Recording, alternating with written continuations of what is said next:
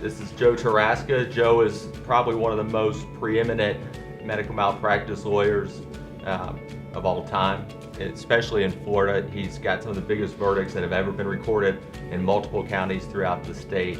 And his work that he's done there, as well as in products liability, is just unmatched. Well, that's very kind, and you read that perfectly right off the monitor. Let me tell you a little bit about Mike, okay?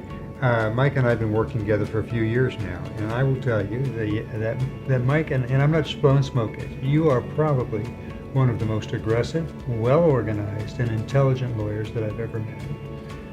I am just entirely impressed with the work that you do and the way you run your department. Oh, that's very humbling. Thank you. So the way I started working with Joe is, he does mainly medical malpractice, and that's been his practice for the majority of his life. But he's also had some experience through that with product liability cases, mainly like the fentanyl patch case, where people were overdosing with the fentanyl patches and kind of ran with that and had huge success with that. So when I came over and started doing product liability, one of the first case types that we were doing was carbon monoxide. And that was really my first exposure, no pun intended, to working with Joe. And the way that he approaches a case is just so different than anybody I've worked with before. You get a case, carbon monoxide, who knows what that is, right? It's a odorless, invisible gas that can poison you and cause brain damage and kill you. But it's something that nobody knows about, and you can't see it. If I had been CO'd, unless I was completely,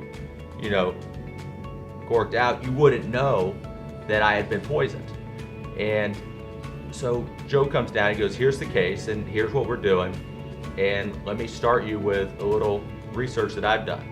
And he comes down and he drops 5 medical textbooks on my desk and goes, go ahead and start with these. I'm like, start with these? He goes, yeah, I've already read them a couple of times and I've pretty much got it down.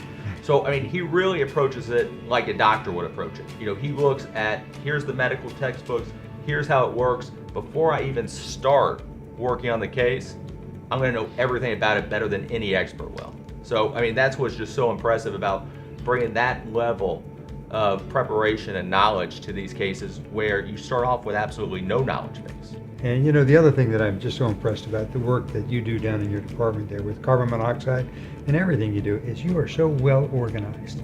I don't think I've ever met anybody who can multitask so many different types of cases as quickly and as easily as you do and keep them all in your head. Well, I'm glad you feel that way.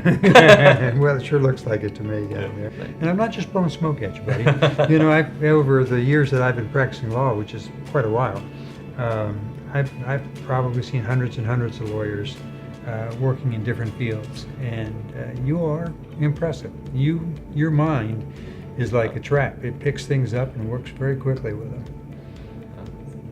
Thank you. You're welcome. You're welcome. What I've learned from Joe is that's not what you have to be, right? If you're not the loud guy, if you're not the guy that's going to come in with a southern twang, and you're not going to be, prophetic, that you're preaching from the Bible and crying in court, you can still be superb, right? Because it's all about connection. And the way that Joe is able to connect with juries makes all the difference. And I think the reason that is because he's so true to himself and true to his style, and he doesn't waver in that. And so for me, that's one of the big things is, a guy that's tried a lot of cases as a young guy is I started off for sure trying to be something I wasn't, right? Reading the books, writing a script based off the way these books tell you that a case should be tried, and it just doesn't work. And I found that, I wasn't getting the results that I thought I should. But watching Joe and seeing the way that we're able to evolve, that it's not about a script, it's about your case, and it's about communicating it the best you can, but in your own voice. And he does that masterfully. Oh, thanks, Mike. This one will surprise you. Passion.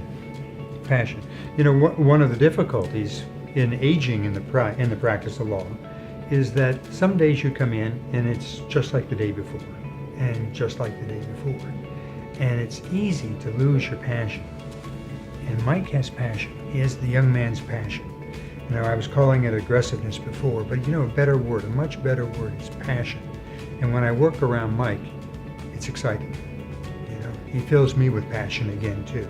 He makes me want to get up and get right back in the ring and go at it again. And that's what you I don't think you do anything special to demonstrate it, but it's just part of you, right? It's just part of it. You're just passionate about what you do every single day, and every single case you're working on, and for every person that you're working with, and it's catchy. That's the problem with not having any hobbies.